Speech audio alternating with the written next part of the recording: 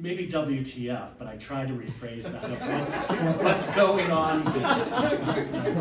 What is really happening here?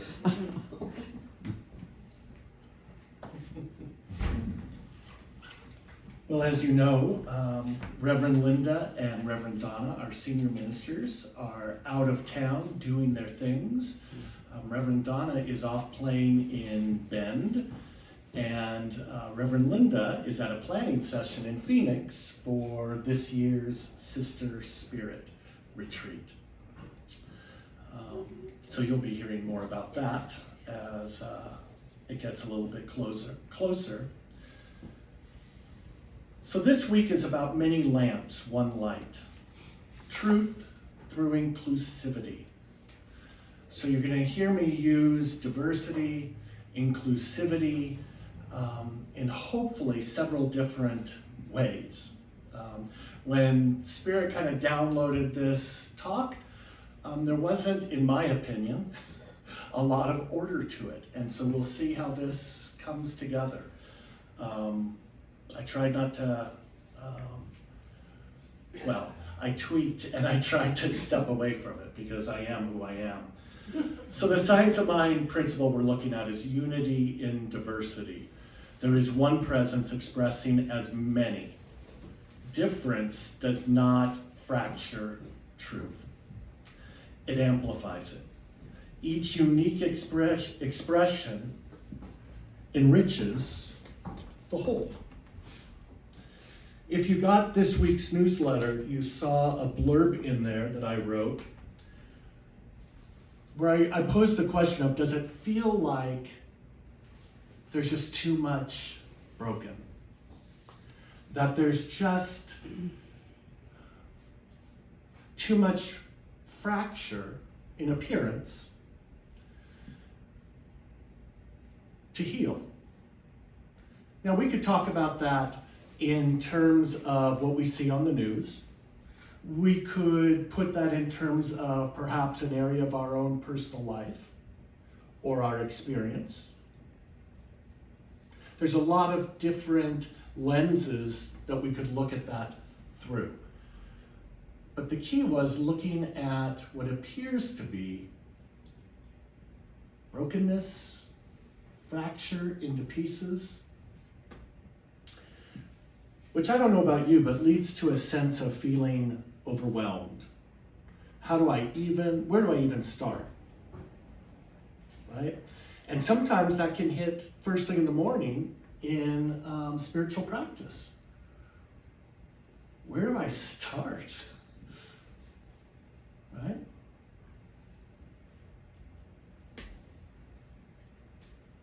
Where I start is resting in that belief that there is a greater vision. Sometimes underneath layers of little r reality, of situations, of appearances, of my judgments, of the lens that I'm looking through. Ernest Holmes says, the very essence of the universe, call it God, spirit, life, or whatever, cannot change. Being all, there is nothing for it to change into. The body of the universe, however, cannot help changing. This is the eternal activity of spirit within itself, the passing into form, creation eternally unfolding. And if you're familiar with what we call our teaching symbol, it's a circle to signify all that could ever be. And then, thank you. And then it comes down into a V. And so that is spirit going through the creative process into manifestation, into the physical, again, little r reality that we call it. That which we see, that which we experience.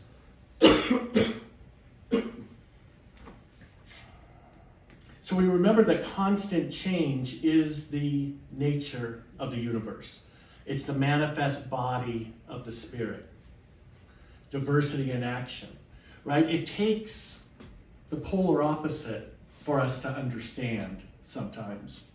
We know community. We know what it feels like to be in community because we've been alone.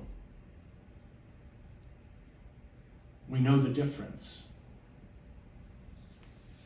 We know the experience of diversity of spirit every single day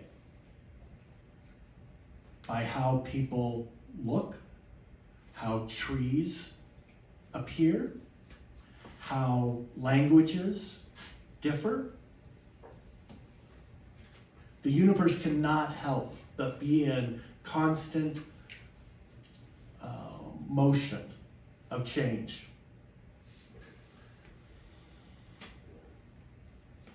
I sometimes think of the false belief, which could be anything that is other than the truth of God. Fear, that's an easy one, right? I think maybe I'm overestimating, but I would guess that we've all felt that at one time or another. False evidence appearing real?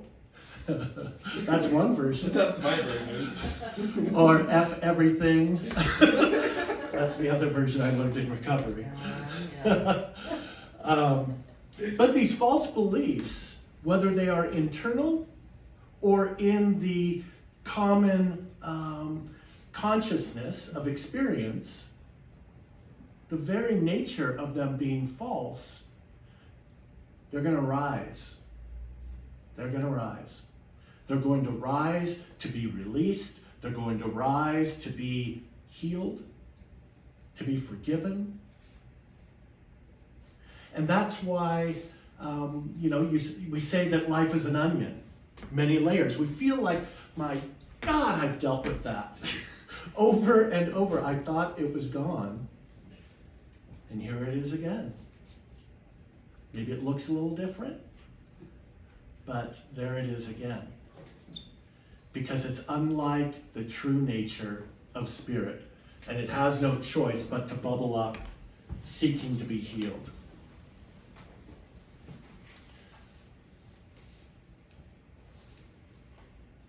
So back to that question, does it ever feel like it's just too much to be healed, to be put back together?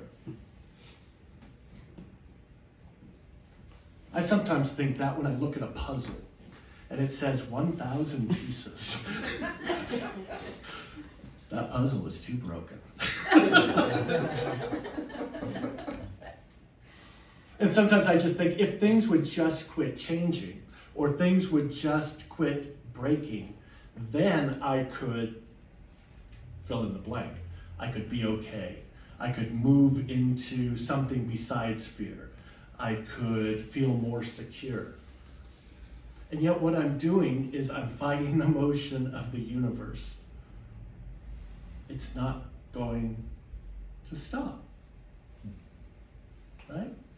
I never have that thought when life is going fantastic, when there's a raise or a bonus or something really exciting, a new vacation maybe. I never think, oh, I wish this would just stop, right? So it's about perception. And yet we know that it does stop, that it does shift, that experiences continue to evolve. I found this story, and it comes from a different understanding of God or spirit than perhaps what we practice here. We talk about that we are all physical manifestations of spirit, unique, diverse, perfect. So as I go through this story, I will try to maybe tweak some of the words. If you hear anything that hints of separation, like that God out there, I just invite you to remember that it's that small voice inside. That's the voice of God. So it starts with me and then alternates. Hello, God. Hello. I'm falling apart. Can you put me back together? I'd rather not. Why? Because you're not a puzzle. But what about all the pieces in my life that are falling apart, that are on the ground? Leave them there for a while. They fell for a reason. Let them be there for a while and then decide if you need to take any of those pieces back. You don't understand. I'm breaking. No, you don't understand. You're transcending, evolving. What you feel are growing pains. You're getting rid of the things and people in your life that are holding you back. The pieces are not falling down. The pieces are being put in place. Relax. Take a deep breath and let these things you no longer need fall down. Stop clinging to the pieces that are no longer for you. Let them fall. Let them go. Yeah, but once I start doing that, what'll I have left? Only the best pieces of yourself. Okay, I'm afraid to change. I keep telling you, you're not changing. You're becoming. Yeah, but becoming who? Becoming who you were created to be. A person of light, love, charity, hope, courage, joy, mercy, grace, compassion. You were created for so much more than those shallow pieces you decided to adorn yourself with and that you cling to with so much greed and fear. Let those things fall off you. I love you. Don't change, become. Don't change, become. Become who I created you to be. I'm gonna keep telling you this until you remember. There goes another piece. Yes, let it be like this. So, I'm not broken? No. But you're breaking the darkness. Like dawn. It's a new day. Become. Become who you really are.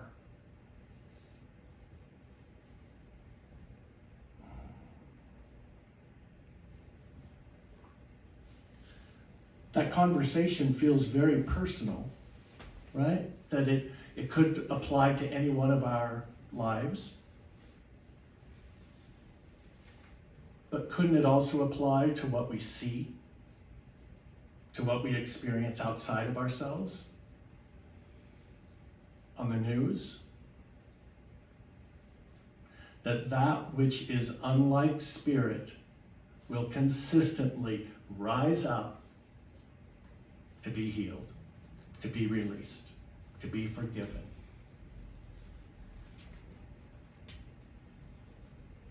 I'm going to try to play this little clip of a song if I am fancy enough. Could it be that this life, This existence, is like a beautiful stained glass window? And our beliefs, their beliefs, Everyone believes. Our makeup our skin color, Our sexual orientation Is right. And that Then God, God is the light that shines through that stained glass window. And all the in all colors. colors, and colors colors, all the beauty is created because of our differences.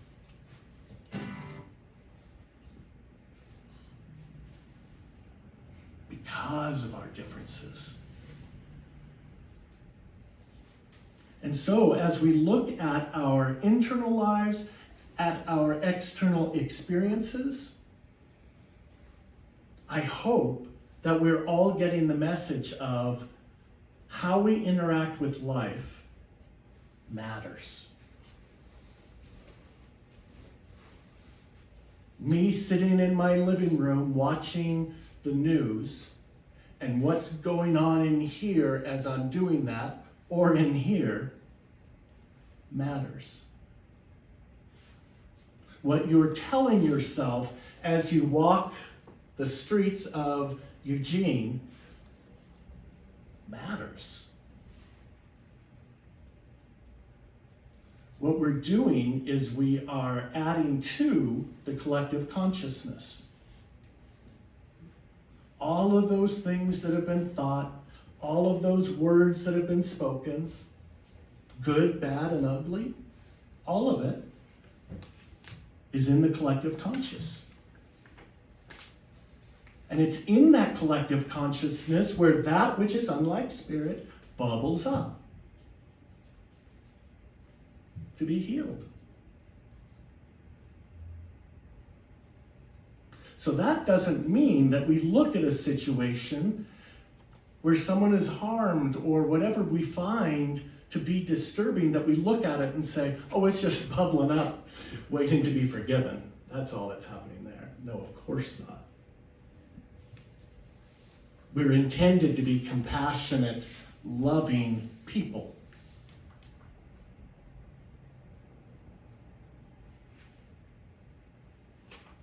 And yet, we have the ability, by our own individual spiritual practice, the way we live our individual lives, to shift the collective consciousness,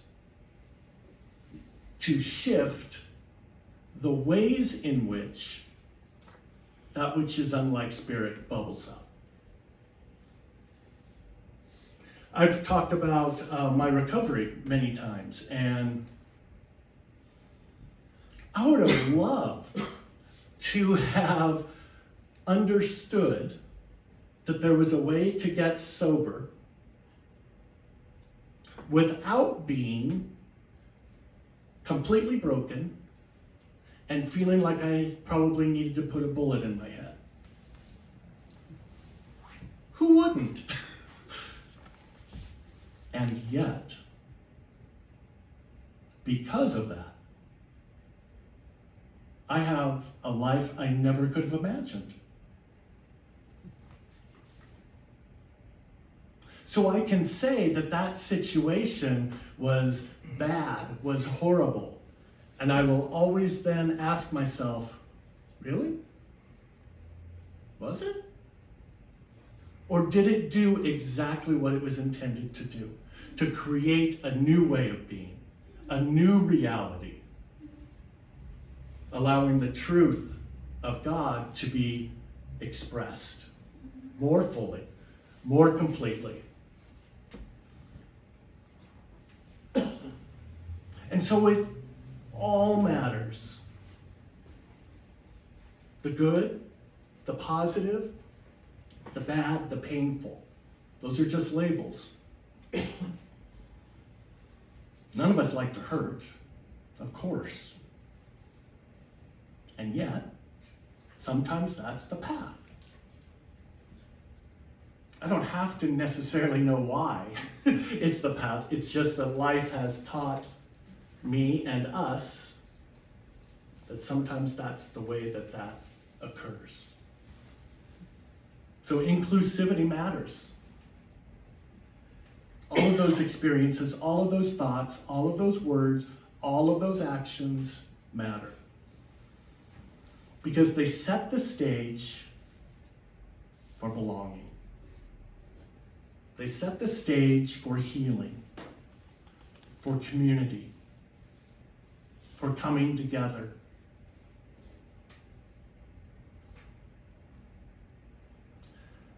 There's a quote by Henry Ward Beecher. The sun does not shine for a few trees and flowers, but for the wide world's joy.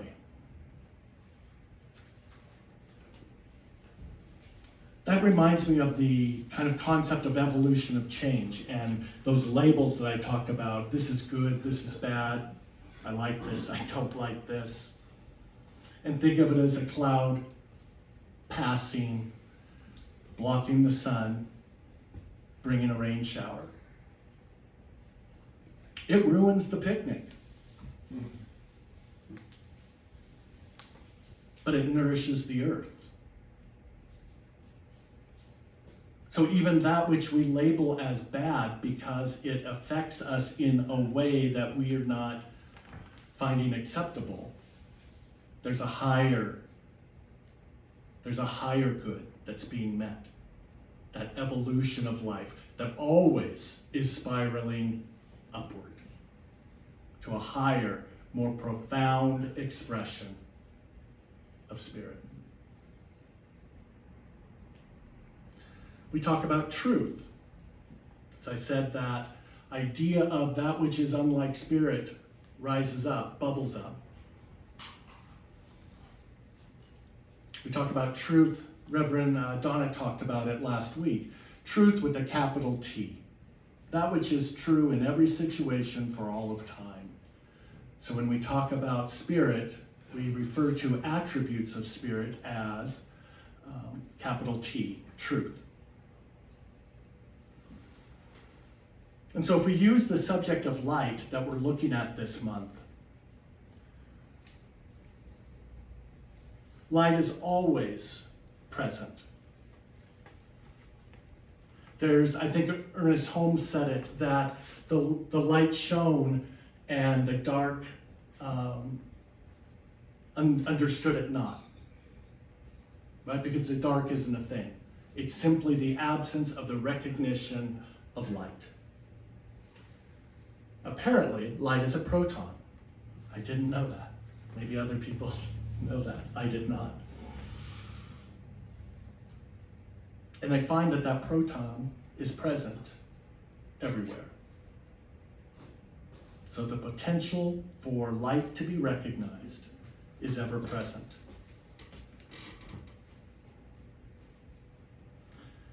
And that's why I brought that up, because I want to bring home again the idea that it's important to make sure that we're clear on what our consciousness is creating. It's never been more important, I would say. Not just for us individually, of course, but for the world. That as we continue to center in on that capital T of truth, it cannot help but expand.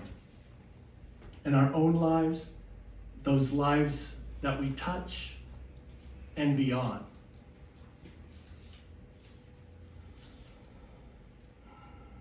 Jonah the whale, a mythic story about transformation, right? The hero going into the fish's belly. I would call that bad. I would not sign up for that experience. But he comes out, and he comes out transformed. I also think of the phoenix rising. Jonah, it was a descent into the dark metaphorically.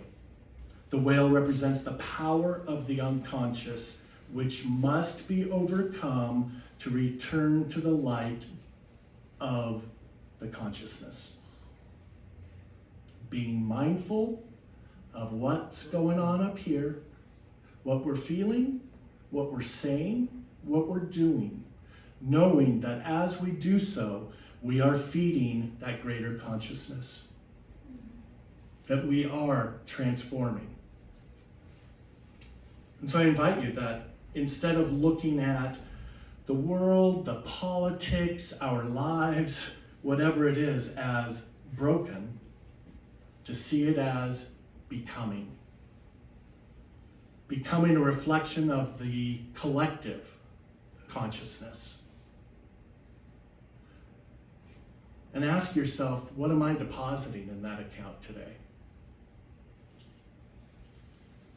Now, I will say, just as a qualifier, fortunately, we all have printers, right? They have buffers, at least they used to, right? Where they store memory. Fortunately, that's kind of a model of spirit. If I have a thought, while I'm driving that, MF, there's not an immediate response, thank goodness. I'm given the opportunity for my awareness to increase, for me to make a conscious choice of, that's not where I want to be. and to make a shift. And so are you choosing or buying into the message? Are you choosing or buying into the message? Become, be, and be still, and know that we are God. I want to close with a quote from Martin Luther King Jr. As a reminder, darkness cannot drive out darkness. Only light can do that. Hate cannot drive out hate. And if you know it, join me. Only love can do that. Let's anchor this in prayer. Right here and now, I know that Spirit, God, Allah, Beloved, Buddha, Yahweh, matters not the name. I know that this Spirit, this one life, is fully expressed through and as each one of us, that each one of us has that divine inspiration imbued within us.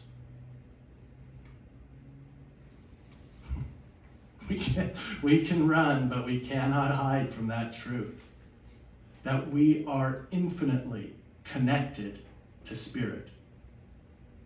And as a result, we are infinitely connected to each other. And so I bless that connection. I bless all of the ways in which our consciousness lifts up those that are struggling, lifts up those that are in pain,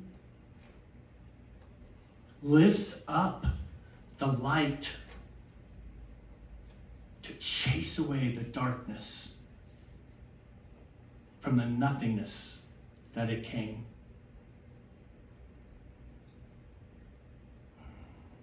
I bless those events that are bubbling up in our own lives and in the lives of our collective consciousness. And I choose consciously love, harmony, peace, forgiveness, and light. And I know that as I do that, that bubbles forth. But that ripple effect moves beyond the walls of this building, throughout this city, throughout this state, country, and beyond. For we are all one. And so with this grateful heart, I simply affirm that this is the truth. I give thanks for all of the ways in which the truth, that capital T, is made manifest through and as each of our lives. I'm so grateful. I'm so grateful for the good. I'm so grateful for the love. I'm so grateful for the lessons. And so I allow it to be. I allow it to unfold for each one of our highest and best good. We anchor into this together by saying together, and so it is.